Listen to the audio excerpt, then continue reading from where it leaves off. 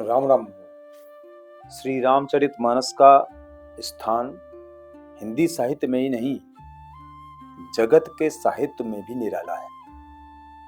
इसके जोड़ का ऐसा ही सर्वांग सुंदर, उत्तम काव्य के लक्षणों से युक्त, साहित्य के सभी रसों का आस्वादन कराने वाला, काव्य कला की दृष्टि से भी सर्वोच्च कोटि का तथा आदर्श गृहस्थ धर्म, आदर्श राजधर्म, आदर्श पारिवारिक जीवन, आदर्श पातिव्रत्य धर्म, आदर्श भ्रातृ धर्म के साथ साथ सर्वोच्च भक्ति, ज्ञान, त्याग, वैराग्य तथा सदाचार की शिक्षा देने वाला, स्त्री पुरुष, बालक वृद्ध और युवा सबके लिए समान उपयोगी एवं सर्वोपरि सगुण साकार भगवान की आदर्श मानव लीला तथा उनके गुण, प्रभाव, रहस्य तथा प्रेम के गहन तत्व को अत्यंत सरल, रोचक एवं ओजस्वी शब्दों में व्यक्त करने वाला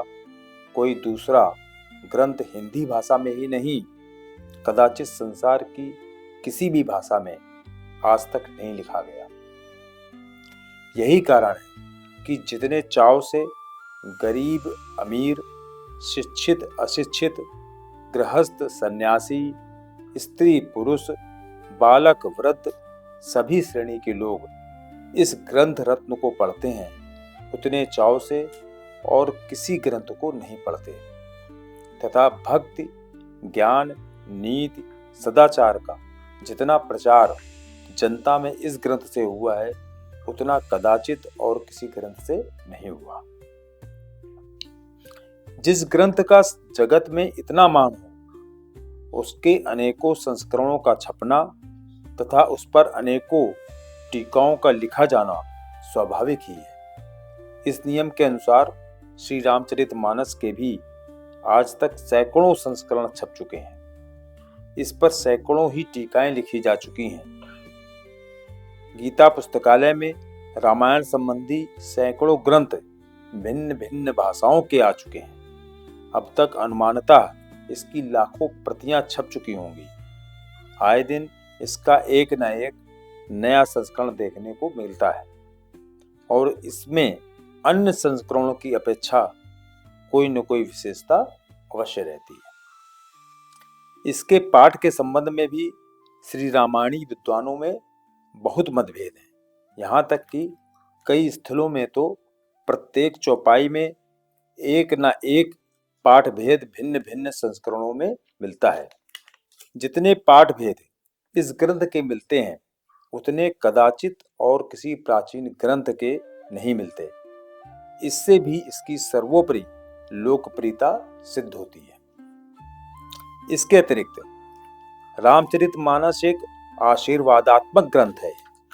इसके प्रत्येक पद्य को श्रद्धालु लोग मंत्रवत आदर देते हैं और इसके पाठ से लौकिक एवं पारमार्थिक अनेक कार्य सिद्ध करते हैं। यही नहीं, इसका श्रद्धापूर्वक पाठ करने तथा इसमें आए हुए उपदेशों का विचार पूर्वक मनन करने एवं उनके अनुसार आचरण करने से तथा इसमें वर्णित भगवान की मधुर लीलाओं का चिंतन एवं कीर्तन करने से मोक्ष रूप परम पुरुषार्थ एवं उससे भी बढ़कर भगवत प्रेम की प्राप्ति आसानी से की जा सकती है। क्यों न हो, जिस ग्रंथ की रचना गोस्वामी तुलसीदास जी ने जैसे अनन्य भगवत भक्त के द्वारा, जिन्होंने भगवान श्री सीताराम जी की कृपा से उनकी दिव्य लीलाओं का प्रत्यक्ष अनुभव करके यथार्थ रूप में वर्णन किया है, साक्षात भगवान श्री गौरी शंकर जी की आज्ञा से हुई तथा जिस पर उन्हीं भगवान ने सत्यम शिवम सुंदरम लिखकर अपने हाथ से सही की, उसका इस प्रकार का अलौकिक प्रभाव कोई आश्चर्य की बात नहीं है। ऐसी दशा में इस अलौकिक ग्रंथ का जितना भी प्रचार किया जाएगा, जितना अधिक पठन, पाठन एवं मनन अनुशीलन होगा, उतना ही जगत का मंगल होगा। इसमें तनिक भी संदेह नहीं। वर्तमान समय में तो जब सर्वत्र हाहाकार मचा हुआ है, सारा संसार दुख एवं अशांति की भीषण ज्वाला से जल रहा है। जगत के कोने कोने में मार काट मची हुई है और प्रतिदिन हजारों मनुष्यों का संहार हो रहा है। करोड़ों अरबों की संपत्ति एक दूसरे के विनाश के लिए खर्च की जा रही है। विज्ञान की सारी शक्ति पृथ्वी को श्मशान के रूप में परिणत करने में लगी हुई है।